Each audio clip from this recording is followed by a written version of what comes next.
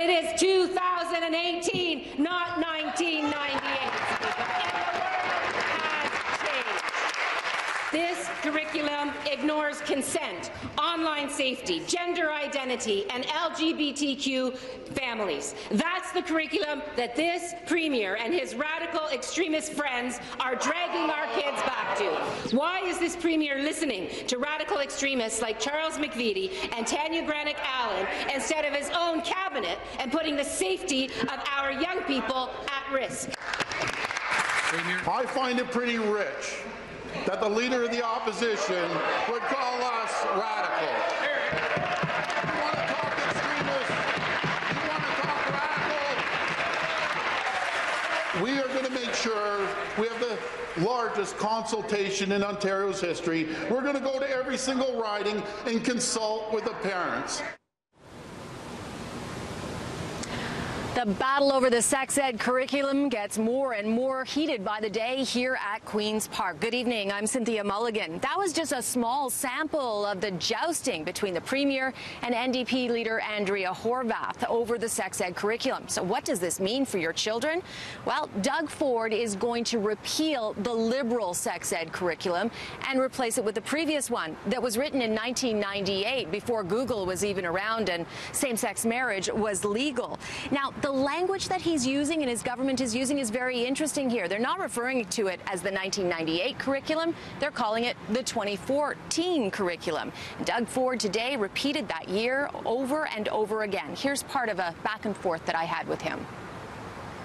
Premier Ford, yesterday your education minister stood in the legislature and acknowledged that students need to learn about cyberbullying and gender. Are you backtracking due to public pressure a little bit on the sex ed curriculum, and why does your government keep referring to it as what you want to reuse as the 2014 curriculum when it was actually written in 1998? Are you fudging the facts? No, not at all, Cynthia, and good question. As I traveled around the province, talked to thousands, tens of thousands of parents, we never found one single person that was consulted. Matter of fact, when we looked into the records, there was only 1,638 people that did an online poll. And what I understand, they did the online poll after the curriculum was already completed. We're going to reinstate the 2014, just 4 years ago, before this was changed. And we're going to hit the ground running. We're going to let the rubber hit the road. We're going to consult with the parents. We're going to do this in a rapid fashion. I don't think the world's going to end in 6 months while 2014 is taught in the classrooms. I'm sure the students back in 2014 are just as smart as the students in 2018. Now, Doug Ford says this will be the largest consultation on education in Ontario's history, and that the new curriculum will be written very quickly. The opposition, though, is disputing his claim that less than 1% of parents were consulted. When the curriculum was first revised, it's been developed over a period of close to a decade. Yeah, there have been extensive consultations with parents, with child development experts, with students, with psychologists, you know, and this is one of the curricular pieces that has been more consulted than many other curriculum documents.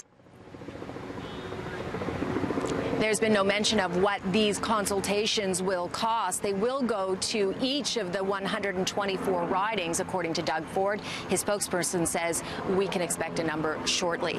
And again, he is calling it the largest public consultation on education ever in this province.